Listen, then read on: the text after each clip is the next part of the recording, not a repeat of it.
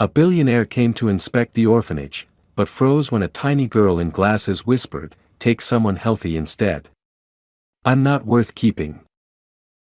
The orphanage sat at the edge of town, a tired gray building that seemed to sag under its own memories. The paint on the walls had once been bright, but now it peeled in thin curling strips, revealing layers of color from years gone by. The hallways echoed with footsteps, laughter, crying, and the quietness that came after all of those sounds. In one of the rooms, sitting on a wooden bench that was too large for her small frame, was Layla. Only 5 years old, she wore a pink dress that had been washed so many times its color had faded into something softer, almost pastel.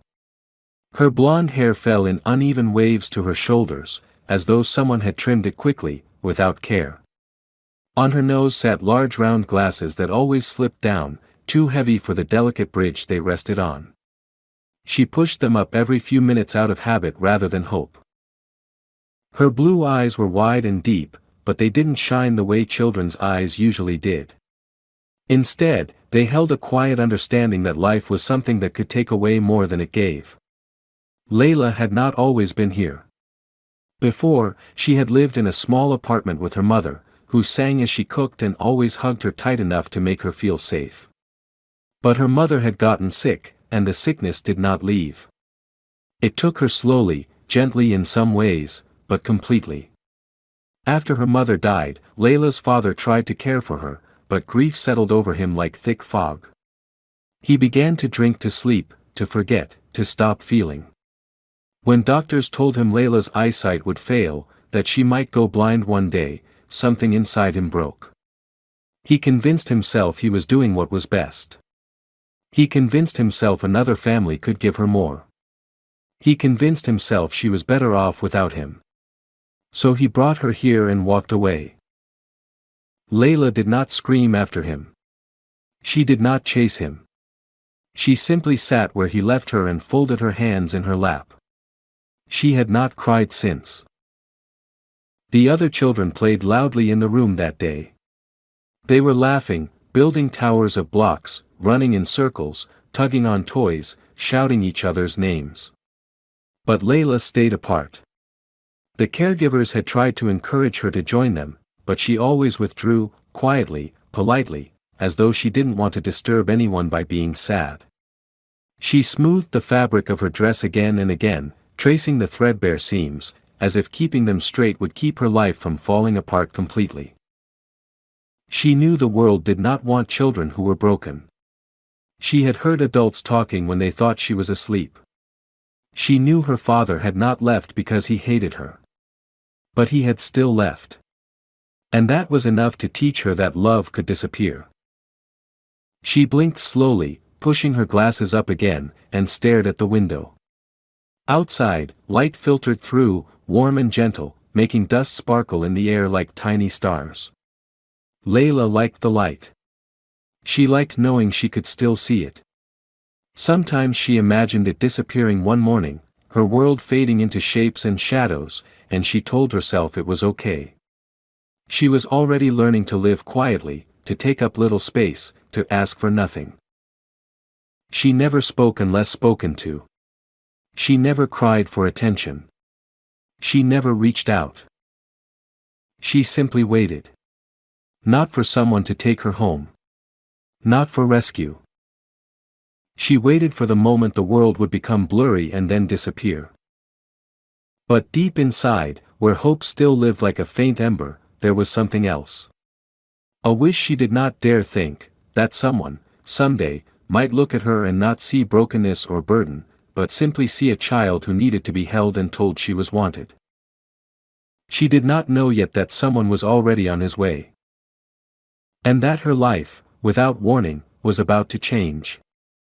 The morning Alexander Bryce arrived, the sky was clear, a pale blue that stretched wide and empty above the city. He drove himself rather than sending a driver, a habit he had developed after his wife passed. Driving gave him something to hold on to, something to focus on besides the quiet in his own mind. His car moved down the winding road that led to the orphanage, the tires humming softly, the world passing in gentle motion outside the window. He didn't know exactly why he was going there. Officially, it was part of a philanthropic initiative to fund improved medical care for children in state institutions. Unofficially, he was searching for something that he had been missing for years, though he didn't know how to name it. Inside the orphanage, the director was bustling with nervous energy, smoothing her hair, straightening her jacket, making sure the hallways were presentable. A billionaire was visiting, a man whose name was in newspapers, whose face was familiar on televised interviews. The staff whispered as they passed, their voices lowered out of habit, discussing his wealth, his status, his tragedies.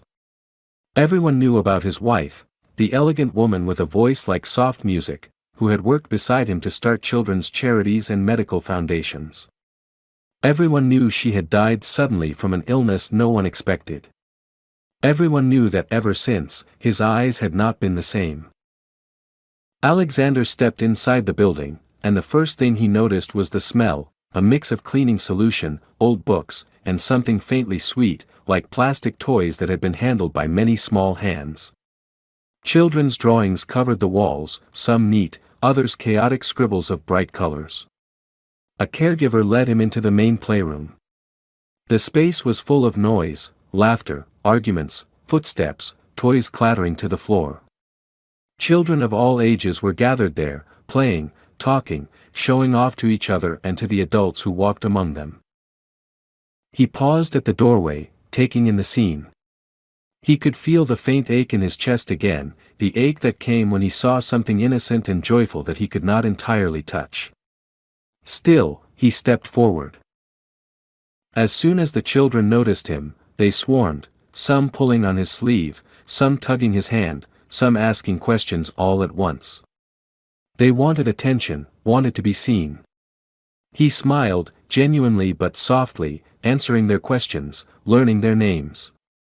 He crouched down to speak to them at eye level, his voice patient, his posture gentle. He had always been good with children, and it showed. He had once imagined his house full of them. That dream had died along with his wife. Or so he thought.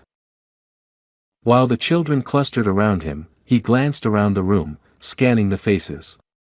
Some children radiated joy, others tried to hide uncertainty behind loud voices, and some hovered at the edges, hoping but not daring to approach. And then he saw her. Layla sat apart from the others, her small figure pressed into the corner of a wooden bench. She was not playing. She was not watching.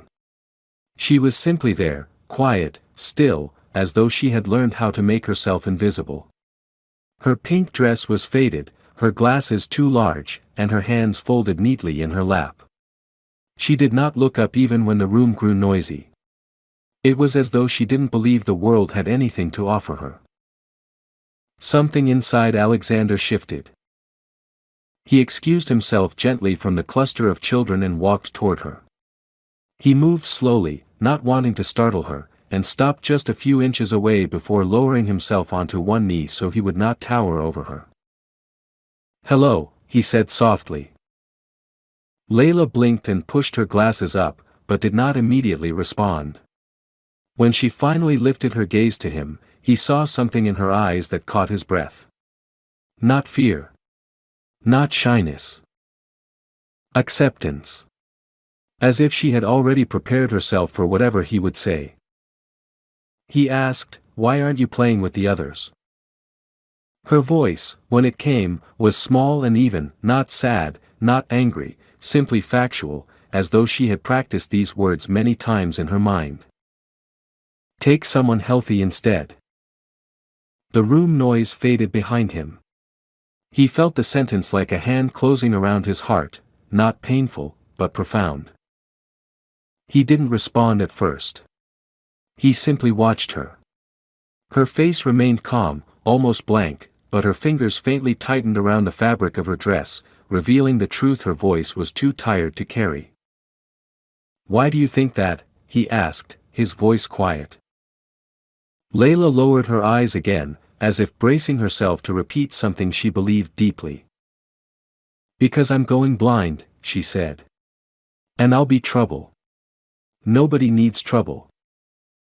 Alexander exhaled slowly, the kind of breath that carries both grief and recognition. He knew what it meant to lose something precious. He knew what it meant to stop expecting anything good. And he recognized, in Layla's small stillness, a pain very close to his own. He did not reach for her.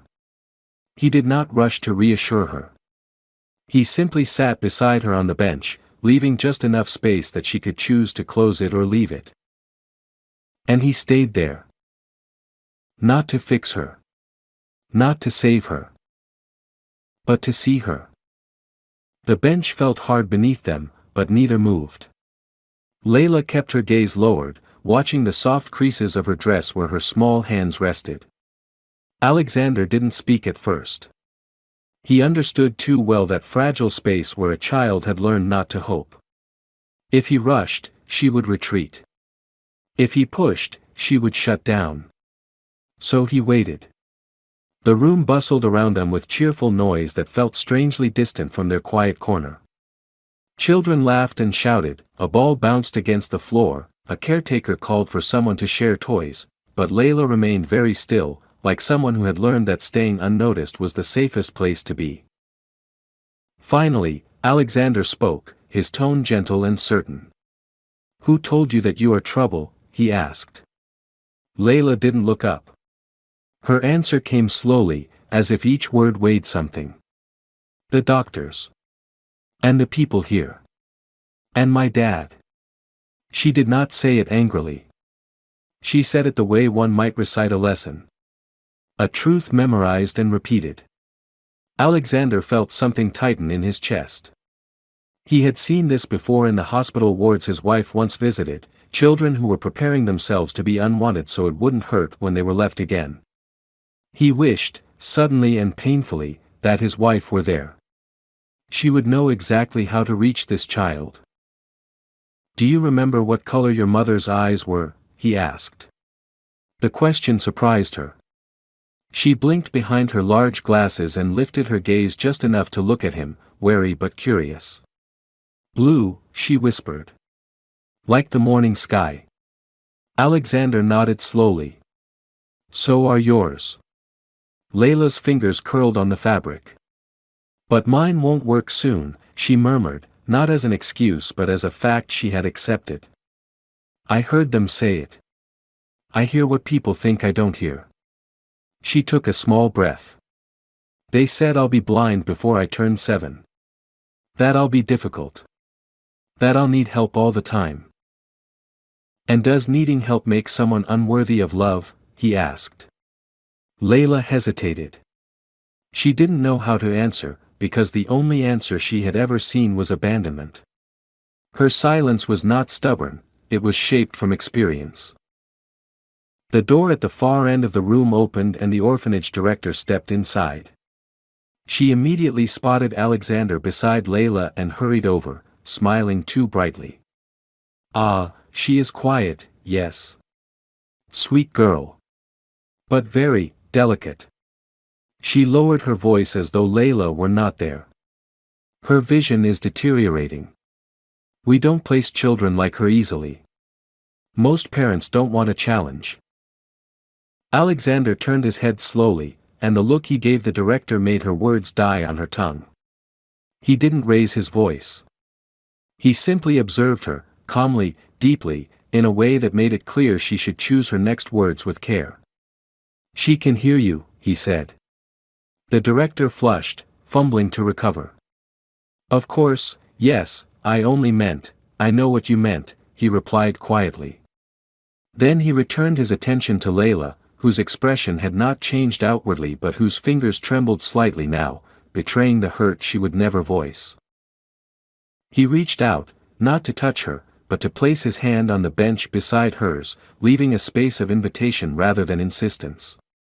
"Layla," he said softly, "do you know what I do?" She shook her head. She had no interest in adults' titles or money or importance. Alexander continued, "I help people keep their sight. I help doctors learn how to treat eyes like yours. I've spent years trying to save what's precious." He paused, allowing the truth to settle. Your eyes are precious. She looked up at him more fully now. The lenses of her glasses caught the light, reflecting a small flare of brightness. A question trembled at the edge of her mouth. You can fix me? He did not flinch at the phrasing. I don't know yet, he answered honestly. But I can try. And we will try together. And whether you can see the world clearly or only through shadows, you will never be less than worthy. Her breath wavered, just once. She wasn't crying, she had forgotten how to cry. But something inside her shifted, like a door opening just a crack, letting in a thread of light. Why? She whispered. The question hung between them, heavy with years of quiet disappointments. Alexander felt his throat tighten as he answered.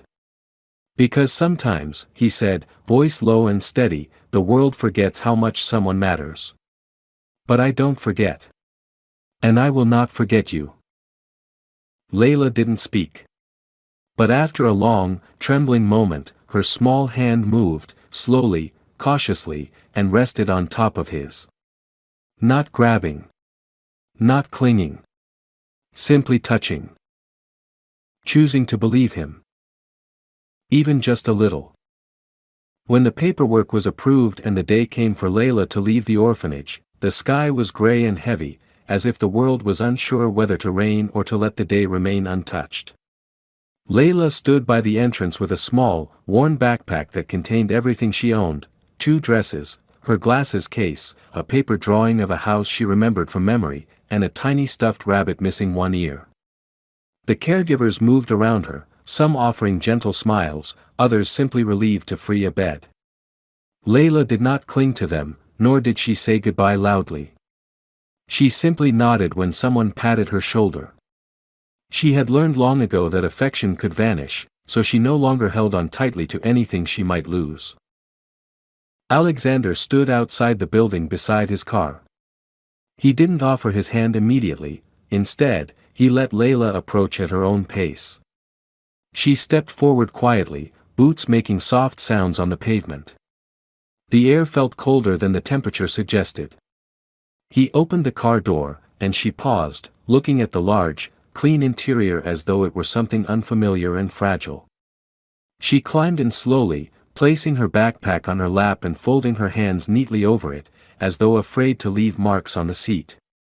The drive to his home took nearly an hour. Layla watched the world move past outside the window, houses thinning into open fields and then regrouping into upscale neighborhoods. She didn't comment on anything she saw. She simply watched, her reflection faintly overlapping the glass, small, quiet, and alert. Alexander glanced at her occasionally, but he didn't fill the silence with empty reassurance. He knew that silence could be a sanctuary, especially for a child learning how to breathe again. When they reached his home, the mansion rose before them, tall, modern, built of warm-toned wood and glass that reflected the pale sky. To most, it might look magnificent. To Layla, it looked enormous, like a place she could get lost in and never be seen again. He walked slowly beside her as they entered. The foyer was open, the ceiling high, sunlight drifting in from windows above. The air smelled faintly of eucalyptus and fresh linen. Layla tightened her grip on her backpack strap. She didn't speak. Her footsteps were cautious on the polished floor. A housekeeper passed through the hallway, paused, and offered Layla a gentle smile. Layla lowered her gaze and gave a tiny nod, unsure how to respond. Alexander knelt to her level, not touching her, but letting her see his face clearly. "You are safe here," he said. Layla did not say she believed him, but she didn't look away. He led her to a bedroom prepared for her. The room wasn't extravagant, he had instructed the staff to keep it simple. Soft cream walls, shelves with books and a few toys, a bed with a pink blanket, not bright pink, but soft, warm, comforting. Layla stood just inside the doorway, her hands still gripping her backpack. She looked at the room as though it were a painting, something beautiful but not meant to be touched. "You can put your things wherever you'd like," Alexander said. Layla nodded, but she did not move. Instead, she whispered something so quiet he almost didn't catch it. Do I stay here tonight? He felt the question like a weight. She needed to know if this room was temporary. If she should brace for her return to the orphanage. He met her eyes without hesitation. You stay here always, he said. This is your room. Layla looked around again, slower this time. She set her backpack down on the bed, carefully, almost reverently. Her fingers lingered on the blanket, testing the softness. She climbed onto the mattress, sitting cross-legged as if afraid it might disappear if she moved too quickly. For the first time, she looked less like someone preparing to leave and more like someone trying to understand the possibility of staying. Later, they ate together in the dining room. The meal was simple, vegetable soup and warm bread. Layla ate quietly, small measured bites, as if she feared taking too much. Alexander did not urge her to eat faster or more, he matched her pace instead, letting her see that she did not need to adjust herself to be acceptable. After dinner, he showed her where the light switch was beside the bed, how to pull the blankets up, how to find him if she needed anything. She listened intently, memorizing everything with the caution of someone who had once learned that forgetting could cost her safety. That night, Layla lay under the soft pink blanket, eyes open, staring at the ceiling. The room was warm. The bed was comfortable. The air smelled faintly of lavender. But her chest felt tight with the fear that everything could vanish in the morning. She kept her glasses on, though she didn't need them to see the ceiling. She kept her backpack at the foot of the bed in case she had to leave quickly. Sleep didn't come easily. But eventually, exhaustion softened her muscles, and she slipped into dreams she hadn't had in a long time, dreams of sunlight she could still see. Down the hall, Alexander stood in the doorway of his own room, staring out the window into the quiet night. He didn't know if he was doing everything right. He didn't know if love alone would be enough to repair everything she had lost.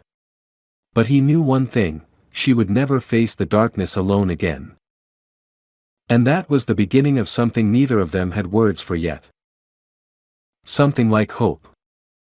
Mornings in the house were quiet in a different way than the orphanage had been. There were no rushed footsteps, no loud voices echoing through narrow halls, no metallic clatter of trays. Instead, there was the gentle hum of a home waking slowly, the soft sound of sunlight touching windows, and the faint aroma of breakfast being prepared downstairs. Layla woke early on her first full day there, not because she had slept well, but because sleep had been light and tinged with uncertainty.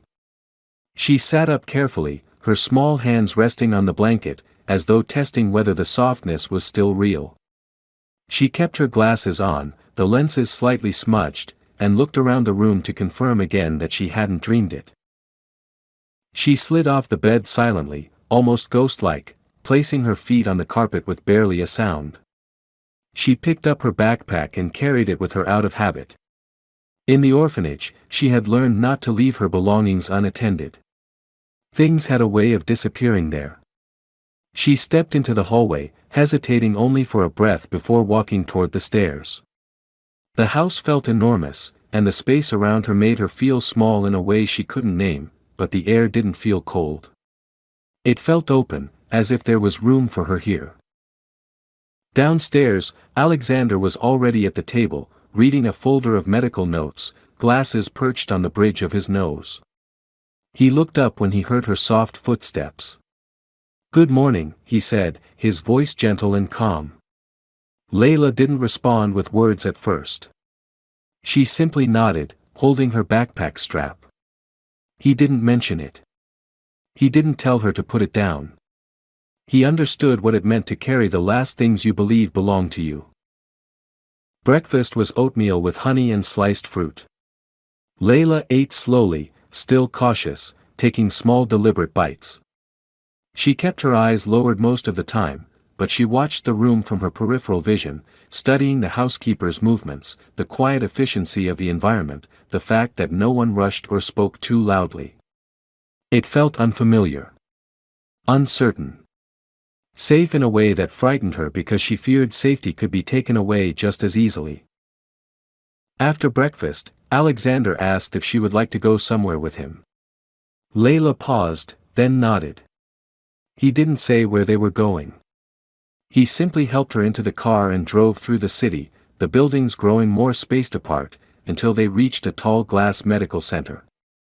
Layla held her backpack tighter. She had been in hospitals before, and they had never brought good news. Inside, the space was calm and bright, the air filled with light reflected from wide windows. Alexander greeted people by name. Doctors and nurses nodded respectfully, not because of his wealth, but because they knew him and what he did. Layla watched closely, not afraid, but preparing. In one of the examination rooms, an ophthalmologist greeted her with a soft voice, introducing herself as Dr. Reeves. She didn't speak to Layla like someone who was fragile or doomed. She spoke to her like a person. She tested Layla's vision carefully, asking her to read letters, follow lights, describe shapes. Layla did her best. She didn't complain when her eyes watered or when she had to squint.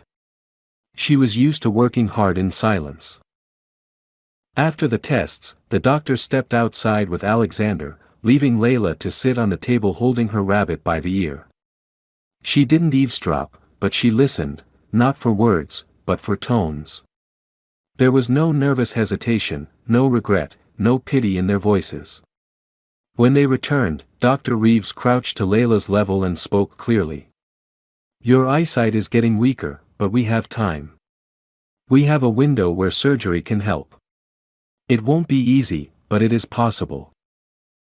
Layla stared at her, absorbing the information slowly, cautiously. She did not ask if the surgery would hurt. She did not ask what it would cost. She asked the one question that mattered to her. Will I still be allowed to stay with him even if it doesn't work? The doctor blinked, taken off guard. Alexander answered before she could. You stay with me no matter what happens. Your vision doesn't decide that. You do. Layla's fingers loosened slightly on her backpack strap. That evening, back at home, Alexander noticed something small but significant. Layla set her backpack down not at the foot of her bed, but beside her chair in the living room while she drew quietly with colored pencils. She still glanced at it occasionally to make sure it was there. But she had placed it down. A small act. A first step. She did not trust the world yet. But she had begun to consider the possibility that one part of it might not disappear. And that was enough to begin changing everything. The days that followed moved slowly, not in boredom, but in careful steps that felt like learning how to live again. Layla began to explore the house in small journeys, first from her room to the hallway, then to the living room, and eventually to the garden. She never ran. She walked gently, as though the world might break under her feet if she pressed too hard. The house staff learned not to overwhelm her. They greeted her softly, respected her silence, and never tried to take the backpack she still carried from room to room. Alexander made no attempt to accelerate her comfort. He let her decide the pace. One afternoon, Layla stood near the wide glass doors that opened to the backyard. The sunlight created faint halos around her hair, giving her an almost ethereal look. She hesitated, her hand lightly touching the handle. Alexander saw her from a distance but did not call out. He waited. Layla pushed the door open and stepped into the garden. The grass felt soft beneath her shoes, and the air carried the scent of jasmine and fresh soil. She lifted her chin, letting the sunlight rest on her face. She didn't smile, but something in her posture eased. It was the first moment she looked like she belonged to the world again. Alexander joined her after a while, but he did not speak right away. They stood together, both looking out at the garden where pale flowers swayed in the breeze. After some time, he asked her quietly, "Do you remember what your mother loved?" She didn't turn her head. "She liked flowers," Layla said. Her voice was steady, but her fingers twisted lightly in her dress. She said flowers grow even when no one watches. She said that means they're brave. Alexander listened, absorbing her words as though they were something sacred. Then I think you're like that, he said. Layla did not answer, but she stayed beside him, which meant she heard him. The next day, a therapist came to the house. She did not arrive with clipboards or clinical distance. She sat on the floor with Layla and brought out colored pencils and small wooden figures. She didn't ask direct questions. Instead, she let Layla choose what to draw. At first, Layla drew only flowers, small, neat, identical, lined up in rows like soldiers. But as the days passed, the drawings changed. A window appeared. A figure. A second figure. A hand reaching out. The therapist never pushed her to explain. Layla spoke more through pictures than through words. Alexander watched these quiet shifts. He admired them not with pride, but with a deep, quiet respect. Healing was not something that happened because he opened his home. Healing was something Layla allowed because she began to believe she could still grow. And then came the night of the first nightmare. It was late, the house dark, the kind of quiet where even the air seemed to rest. Layla woke suddenly, breath trembling, vision blurred not from her condition but from fear. She clutched her glasses and pressed them to her chest. For a few seconds, she didn't remember where she was. The room felt unfamiliar, too soft, too gentle. She waited for the echoes of the orphanage to settle. But they didn't. Instead, there was silence. She slipped out of bed and padded down the hallway, her feet making the faintest whisper against the carpet. She stopped outside Alexander's door but didn't knock at first. She simply stood there, breathing slowly, remembering how she had once stood outside her father's door, afraid to ask for comfort. Her fingers curled. She almost turned away. Before she could, the door opened. Alexander had heard her footsteps. He didn't ask what was wrong. He didn't speak at all. He knelt so their eyes were level. Layla's lower lip trembled, and she whispered, "I didn't want to bother you." His expression softened in a way she had never seen before. "You are never a bother," he said. "Not to me." Layla's glasses slipped slightly, and he reached out, pausing to let her see the motion, then gently adjusted them. She took a slow breath, as though absorbing the meaning of the moment. He walked her back to her room and sat beside her as she lay down. He didn't touch her, didn't hold her, didn't crowd her. He simply sat. Present. Steady. A quiet promise in the darkness. She fell asleep that way, her breathing slow and even, the fear dissolving back into the shadows.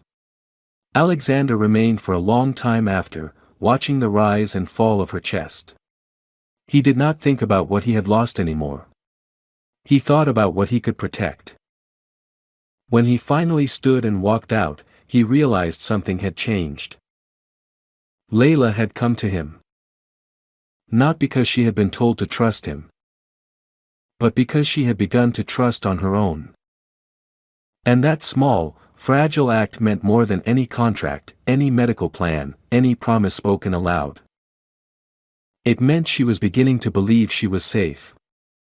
The decision for surgery came on a quiet afternoon, when the sky outside was pale and soft, and the house felt still, as though holding its breath. The doctor's voice over the phone was steady and careful, explaining that the window of opportunity was narrowing. If they waited too long, Layla's eyesight would fade beyond what even the most advanced procedure could protect. Alexander listened without interrupting, his hand resting on the kitchen counter, his gaze drifting to where Layla sat at the table coloring quietly. She drew a garden today, tall flowers, a sky, a figure holding another figure's hand. The drawing had more color than the earlier ones. More space. More life. He knew what he had to do. When he ended the call, Layla looked up. She did not ask what the doctor said. She understood the weight of silence. She had grown up inside it. Alexander pulled out the chair across from her and lowered himself into it, setting his hands on the table so she could see they were steady. "Layla," he said softly, "the doctor thinks it's time to schedule the surgery." She didn't flinch. She didn't panic. She simply held his gaze for a long moment, searching his face the way one searches the horizon for weather. Her eyes were very still. "Will it hurt?" she asked. He answered with the same honesty he had spoken to her with from the beginning. "Yes. A little. And it will be scary. But you won't be alone." She absorbed the words slowly, nodding once. "If it doesn't work," she whispered, "will I still live here?" The fact that this was her first concern, before pain, before blindness, cut deeper than anything else had. Alexander leaned closer, lowering his voice but not softening its clarity. "You will always live here. With me. No matter what." That was the moment Layla exhaled, a small, trembling breath, as if she had been holding it for months. In the days before the surgery, the house felt different. Not tense, not fearful, but thoughtful. Meals were quiet. Walks in the garden were slower. Layla no longer carried her backpack everywhere. She left it in her room, placed neatly beside a small vase of flowers she had picked herself. At night, she sometimes asked Alexander to sit with her until she fell asleep. He did every time, without question. He didn't talk. He didn't reassure. He simply stayed. The night before the surgery, Layla couldn't sleep. She sat up in bed, knees pulled to her chest, listening to the soft hum of the house. After a while, she slipped down the hallway to the balcony. The moon hung low and round, washing the garden in silver. She stood there quietly until she heard soft footsteps behind her. Alexander didn't ask why she was awake. He stood beside her, hands resting on the railing. "My mom used to say the moon watches over people when they sleep," Layla murmured. "She said it never blinks." Alexander nodded slowly. "Then the moon will watch over you tomorrow. And I will be right there when you wake." Layla turned her head toward him just slightly, not looking fully, but acknowledging him. That was enough. The morning of the surgery came with gentle sunlight, the kind that did not overwhelm but carried a quiet promise. Alexander drove them to the medical center, and Layla held his hand, not tightly, not desperately, but with steady trust. Nurses guided her into a preparation room. They spoke to her kindly, explaining each step. She listened without tears. She had learned long ago that crying did not change anything. But when Alexander came to sit beside her, she leaned her head lightly against his arm. It was the first time she initiated touch without hesitation. When it was time to go into the operating room, she looked up at him, her glasses now removed, her blue eyes slightly unfocused without them. "Will you stay?" she asked. "Yes," he said without needing to think. "I'll be right here when you come back." They took her hand gently and led her through the doors. Alexander watched until the moment she disappeared behind them. Only then did he sit down, his hands clasped together, his breath steady but deep. He had faced boardrooms, crises, funerals, and loss, but nothing had ever demanded as much strength as simply sitting still and waiting for a child he loved beyond reason to return to him safely. Hours passed. Each one felt longer than the last. When the surgeon finally stepped into the waiting room, Alexander stood so quickly the chair behind him scraped across the floor. The surgeon's expression was tired, but his eyes were warm. "She did very well," he said. "The surgery was successful. We preserved her vision." Alexander closed his eyes just for a moment, not a dramatic gesture, just a quiet release of breath he had been holding since the day he first saw her sitting alone on that bench. When Layla woke hours later, it was to the sound of his voice, steady and calm, calling her name. She blinked beneath the bandages, sensing light, sensing presence, sensing safety. Her first words were soft, almost drowsy. "You stayed."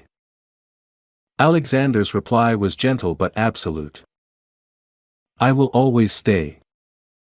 And though Layla could not yet see the room clearly, she smiled, a small, fragile smile that carried more strength than either of them knew.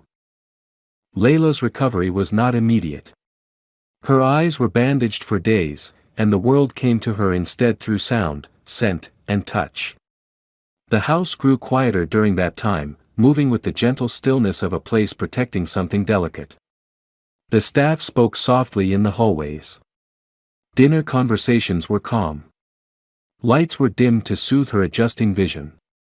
Alexander remained close, never hovering, but always near enough that Layla could reach out and find him if she needed. Sometimes, she woke uncertain, unsure of where she was, the darkness behind the bandages tricking her into believing she had already gone blind. Each time, Alexander would speak before fear could take full shape. He would say her name, not urgently, but steadily, grounding her back into the safety of the world. When the day came to remove the bandages, the doctor visited the house personally. Layla sat on the edge of her bed, hands gripping the blanket, shoulders tight, breathing small and controlled. She did not ask if her sight had returned. She did not ask what would happen if it hadn't. She had prepared herself for either fate, as she had prepared for every disappointment before. Alexander sat beside her, not touching her, but close enough that she could feel the warmth of him. The doctor worked carefully, unwinding the bandages layer by layer, soft fabric brushing Layla's cheeks. Light filtered in slowly, dim and blurry at first, then sharpening into faint shapes and edges. Layla blinked. She blinked again, slower this time, testing the world. Her gaze drifted across the room until it stopped on Alexander. His face was clear enough to see. His blue eyes. The faint tiredness from sleepless nights. The small, almost hopeful curve of his mouth. She exhaled, long and shaking, and whispered, "I see you." The doctor smiled, nodding. "Your vision is stable. It will still require care. But you will not lose it." Layla did not cry. Instead, she leaned forward until her forehead rested lightly against Alexander's arm, as though that gesture was the closest she could come to saying everything her voice could not. The following weeks brought gentle transformation. The backpack that she once carried everywhere remained on its hook beside her closet. Her steps through the house grew steadier, less cautious. She began joining meals without being invited. She colored without shrinking into a corner. Sometimes, she even laughed, a small sound at first, like a bird testing its voice, then fuller, brighter. One afternoon, she stood in the garden again, this time without hesitation. The jasmine was in bloom, white petals drifting into the grass. She walked barefoot, her steps light but sure, and looked up at the sky. Alexander watched from the patio, coffee cooling in his hands. He saw how she held herself differently now, not braced against the world, but open to it. She turned, noticing him, and walked over. "Can we plant flowers?" she asked. "For my mom." He nodded, his chest tightening in a way that felt warm instead of painful. "We can plant as many as you want." They worked in the dirt together, Layla's small hands buried in soft soil, Alexander's guiding without controlling. They planted white daisies, lavender, marigolds, and a few wild varieties Layla said looked like sunlight. When they finished, they sat in the grass, dirt smudges on their clothes and fingers. Layla looked at the flowers and said quietly, she said flowers are brave. Because they grow even when the world doesn't look. Alexander looked at her, but she continued before he could speak. "I think people can be brave like that too." He didn't correct her. She understood more than enough. Seasons passed softly. The house no longer felt large and echoing, it was filled with presence. Layla drew pictures and taped them to the refrigerator. She asked questions. She learned to read with Alexander guiding her finger along each line. She learned that home did not mean conditional love. It meant belonging that could not be taken away. One evening, months later, they were sitting together on the couch as warm lamplight filled the living room. Layla leaned against Alexander, her head resting on his sleeve. She traced patterns on the fabric absent-mindedly, comfortable in a way she never allowed herself to be before. Then she spoke, not uncertain, but thoughtful. People used to say I would be a burden. Alexander looked down at her, waiting. Layla lifted her gaze to his. But you didn't leave. He placed his hand gently over hers. Because you were never a burden. You were a child. A child who was hurting. A child who deserved to be loved. She nodded slowly, letting the words settle into the quiet, into her memory, into her understanding of herself. There was no dramatic moment of realization. No grand celebration. Just two people sitting together in a home that had learned how to breathe again. Layla closed her eyes, not in fear of losing sight, but in peace. Alexander watched the flowers through the window, swaying softly in the evening breeze, growing without anyone needing to remind them how. Bravery, he understood now, was not loud. It was gentle. Persistent. Human. And love was the light that never went out.